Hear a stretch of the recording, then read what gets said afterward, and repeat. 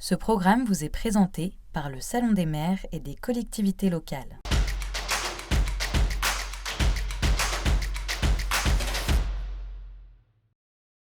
Parole de maire sur School TV, nous sommes en compagnie de Pascal Vittori, maire de Boulou-Paris en Nouvelle-Calédonie.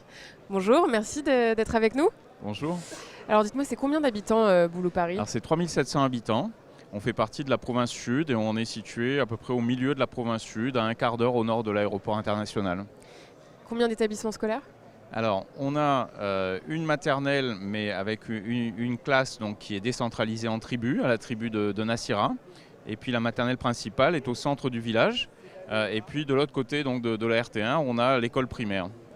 Et alors, quel est votre grand défi 2024 en termes d'éducation ? Notre grand défi, c'est de construire un collège, puisqu'aujourd'hui, donc, à partir de 11 ans, les enfants sont obligés d'aller au collège dans la ville voisine, la ville de La Foix. Ça prend combien de temps pour eux ? Alors, il y a une demi-heure de route en voiture, mais en bus, c'est beaucoup plus long. Et puis surtout, il faut que les enfants rejoignent le bus. Et quelquefois, ils peuvent venir donc, d'une tribu qui est à 45 minutes. Et donc, ça leur fait un trajet assez long. Pas nécessairement chaque recoin de Boulou-Paris. Non, pas du tout. En fait, c'est décomposé. C'est-à-dire qu'il faut d'abord se rendre au centre du village pour ensuite prendre le bus pour aller au collège. Et donc, on a les enfants des tribus, par exemple, qui partent à 11 ans au collège, ce qui fait tôt, vous voyez, à l'internat. Et puis, ils sont obligés d'être en internat pour pouvoir... Parce que ça revient trop cher, si vous voulez, de payer le bus, l'aller-retour du bus tous les jours, quoi. Et donc la difficulté qu'on a, c'est qu'on a des enfants qui peuvent être déscolarisés parce que les parents n'ont pas les moyens de payer le bus pour aller au collège. Et les classes connectées, c'est envisageable ? Je sais qu'ils sont en train d'expérimenter la chose en Guyane. Oui, alors on n'a pas encore ça chez nous. On le fait pour la médecine, la télémédecine, mais pour l'éducation, on ne le fait pas encore. Et ça peut être une solution en attendant de construire un collège ? Oui, ça pourrait être une solution. Mais on a déjà un projet de collège qui devrait débuter la construction en 2025. Et une ouverture en 2027. Les plans sont faits Alors les plans ne sont pas encore faits. On a un engagement donc, à la fois de l'État, de la province sud chez nous pour l'investissement. On a l'autorisation du vice-rectorat. Et puis maintenant, il va falloir lancer les marchés, trouver les entreprises, les architectes, les bureaux d'études, etc. Et il pourra recevoir combien d'élèves ce collège ? Alors 400 enfants. 400 enfants, mais on a la commune met à disposition les terrains. On le situe dans un endroit où il y a déjà des terrains de sport et donc on aura un investissement qui sera moins lourd à faire, on n'aura que le bâtiment à construire. Et vous avez d'autres grandes priorités pour cette année 2024 en termes d'éducation ? Alors en termes d'éducation, on met beaucoup d'argent dans la rénovation de nos écoles. Donc chaque année on a un budget important et on profite des vacances scolaires donc, pour réaliser la rénovation.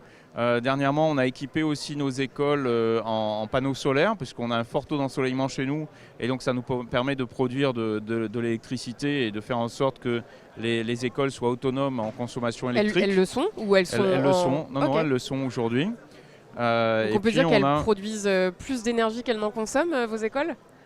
Oui, bien sûr. Oui, on réinjecte de l'énergie dans le réseau et notamment pendant les vacances scolaires ou le week-end. Et puis on a donc un défi aussi, c'est qu'on a une population qui grandit très vite, plus de 10% entre deux recensements. On fait partie des 4 communes les plus dynamiques en Nouvelle-Calédonie démographiquement. Et donc on a plus d'enfants chaque année dans les écoles. On vient d'ouvrir une classe supplémentaire à la maternelle du village. On a plus d'enfants à transporter aussi. On a été obligé de rajouter une ligne de transport supplémentaire. Donc ça veut dire des abribus, des arrêts-bus supplémentaires. Et puis on a aussi plus d'enfants à la cantine. Et donc on a une cantine qui commence à être un petit peu petite. Donc on organise des tours de déjeuner, vous voyez, pour pouvoir passer plus d'enfants. Mais il y a un moment où il faudra trouver une solution et peut-être agrandir. De la restauration dans vos établissements, elle est durable cette restauration ? Elle est responsable ? Alors, elle est faite dans la mesure du possible avec des produits locaux.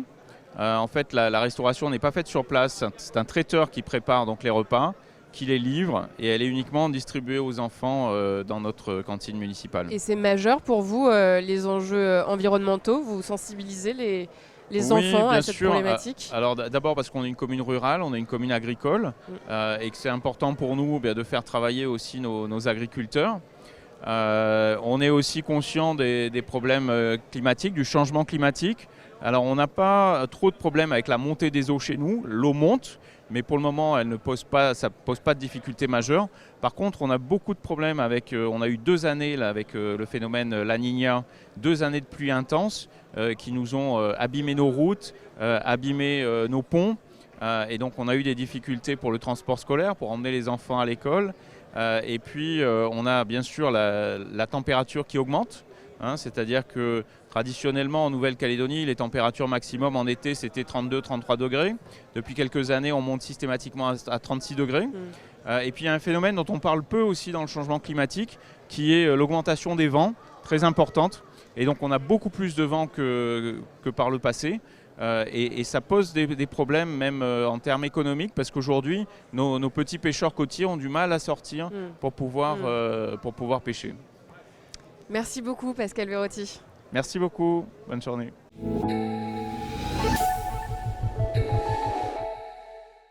Ce programme vous a été présenté par le Salon des maires et des collectivités locales.